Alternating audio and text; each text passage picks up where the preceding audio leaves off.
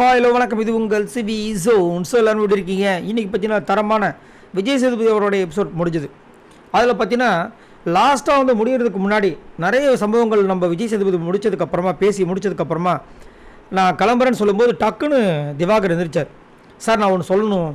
இல்லை பரவாயில்லன்னார். இல்லை நான் சொல்லியே ஆகணும் சார். சார் என்னை ரொம்ப வந்து மன உளைச்சல் ஏற்படுத்துகிறாங்க சார். என் உடம்பை வந்து பாடி ஷேமிங் பண்ணி என்னை ரொம்ப வந்து புல்லிங் பண்ணுறாங்க, ரொம்ப அசிங்கமாக இருக்குது, கஷ்டமாக இருக்குது சார்னு சொன்னதுக்கப்புறமா டப்புன்னு விஜய் சேதுபதி ஆரம்பித்தார். ஏன்னா அவருக்கு இதெல்லாம் பிடிக்காது, பாடி ஷேமிங் பிடிக்காது, அடுத்தவங்களை தரக்குறைவாக பேசுறது பிடிக்காது. எனக்கு தெரிஞ்சு இந்த ஷோன்ற ஒரு காரணத்தினால கொஞ்சம் ரெஸ்ட்ரிக்ஷனாக பேசிகிட்டு இருக்கான்னு நினைக்கிறேன். இல்லைனா அவர் மனுஷன் வேறு மாதிரி பேசக்கூடிய ஆள் தான். சரிங்களா? அதுக்கு வந்துட்டு வினோத்தை வந்து ஆனால் புரட்டி எடுத்தார்.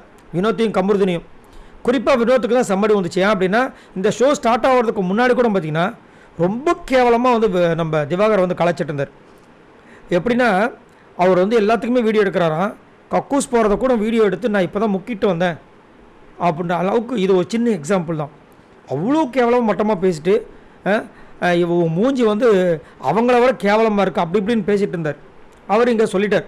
சொன்னவொடனே விஜய் சேதுபதி சொன்ன ஒரே ஒரு வார்த்தை, ஆக்சுவலாக இந்த ஷோ ஸ்டார்ட் ஆகும்போதே வந்து சார் நான் ஒரு பாட்டு போடணுன்னாரு. போதும் உட்காருங்க அப்படின்னு. இல்லை சார் ஒரே ஒரு பாட்டு போதும், ஆல்ரெடி நீங்கள் பண்ணதெல்லாம் நாங்கள் பார்த்துட்டோம், போதும் உட்காருங்கன்ட்டார். அதுவே செம்ம மொக்கையாச்சு அவருக்கு. அடுத்தது வந்துட்டு இந்த கியூசி டைமில் வினோத் வந்து பேசுறது பார்த்துட்டே இருந்தார். சரி நீ பேசு மகனே, உனக்கு நான் லாஸ்ட்டாக வச்சுக்கிறேன். இவர் சொன்னதுக்கப்புறமா அழகாக நிறைய விஷயங்கள் சொன்னார். என்னென்னா, திவாகர் நீங்கள் ஒன்றும் வருத்தப்படாதீங்க. நீங்கள் நினச்சிட்ருக்கீங்க அவங்க உங்களை கிண்டல் பண்ணுறாங்க, உங்களோட பாடியை வந்து அசிங்கப்படுத்துகிறாங்க, உங்களை புல்லிங் பண்ணுறாங்கன்னு. அது கிடையாது. அவங்களோட கேரக்டரை வெளியே வந்து காமிச்சிக்கிறாங்க. நான் எவ்வளோ கேவலமானவன்றதை காமிச்சிக்கிறாங்கன்ற மாதிரி சொல்லிட்டார். மூஞ்சி இல்லை சார் அதுக்கு இல்லை உட்காருங்க வினோத், நான் சொல்கிறேன், சொல்லி முடிச்சிடறேன் அப்படின்ட்டு அவங்களே அதை வந்து எடுத்து அவங்களே பூசிக்கிறாங்கன்ட்டார். அதாவது உங்களை என்னென்னலாம் கலாய்க்கிறாங்களோ அதெல்லாம் மக்கள்கிட்ட வெளிப்படுத்திட்டு அவங்களோட கேரக்டரை வெளிப்படுத்தி அவங்களே வந்து அந்த அசிங்கத்தை அவங்களே வந்து பூசிக்கிறாங்கன்ற மாதிரி வந்து கலாச்சிட்டார். ஒரு மாதிரி ஆகிட்டார் அவர். என்னடா இது அப்படின்னு. இதில் மூலமாக நம்ம தெரிஞ்சுக்கலாம் இவங்களுடைய கேரக்டர் எவ்வளோ கேவலமாக இருக்குது அப்படின்ற மாதிரி. நீங்கள் அதெல்லாம் ஒரி பண்ணிக்காதீங்கன்னு ஒன்று அந்த உள்ளே இருந்த எல்லாருமே கிளாப்ஸு, ரொம்ப தேங்க்ஸ் உட்காண்டாரு. வெளியில் மக்களும் செம்ம கிளாப்ஸ். நான் என்ன சொல்கிறேன், இது தேவையா? காணாவினத்தை எதுக்காக வந்திருக்கார்? ஒரு கம்பேக் கொடுக்கணும்னு சொல்லிட்டு வந்திருக்கார். அவங்களுடைய தங்கமான அந்த மனைவி, அவ்வளோ திறமையான மனைவிக்கு வந்துட்டு இந்த பிக் பாஸ் மூலமாக நான் வந்து ஏதாவது ஒரு படம் எடுத்து அவங்கள வந்து இது பண்ணணும்னு சொல்கிறாரு.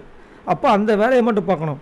அடுத்தவங்களை உருவகலி பண்ணுறது, தான் தான் பெரிய கலாய்க்கிறதுல பெரிய வல்லவன்ற மாதிரி சீன் போட்டால் இப்படி தான் அசிங்கப்படணும். பயங்கரமான காமெடியாக இருந்துச்சு, பயங்கரமான செம்ம மொக்கையாக இருந்துச்சு. ஸோ கானாவனத்தை பற்றி என்ன நினைக்கிறீங்கிறத மறக்காம கீழே கமெண்ட்ஸ் பண்ணுங்கள். பாய் நண்பர்களே.